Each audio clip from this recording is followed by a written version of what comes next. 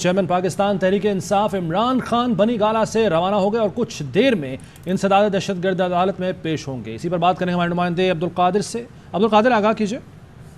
देखिए, chairman PTI Imran Khan की ज़ेर सदारत अब से कुछ देर पहले अहम मशावरती इजलास हुआ एटीसी की अदालत में पेशी के लिए, और अब बनी गाला से रवानगी हुई है इमरान खान की इस्लामाबाद की इंसदाद दहशतगर्दी की अदालत के लिए, और कुछ ही देर में वहां पर पहुंच जाएंगे। और इमरान खान और उनके वकला भी उनके हमरा हैं। जमानत के लिए अदालत से रुजू करने का फैसला किया गया था गुज़िश्ता रोज, और आज उनकी जमानत का जो राहदारी जमानत उन्हें दी गई थी उसका आखिरी रोज है। 25 अगस्त तक उन्हें जमानत दी गई थी। आज अगर जमानत में तोसी ना हुई तो मुश्किलात पैदा हो सकती हैं, ऐसा उनके वकला ने कहा था, जिसके बाद ये फैसला किया गया था कि इमरान खान इस्लामाबाद की इंसदाद दहशतगर्दी की अदालत में जमानत के लिए रजू करेंगे। तो अब इमरान खान बनी गाला से रवाना हो चुके हैं।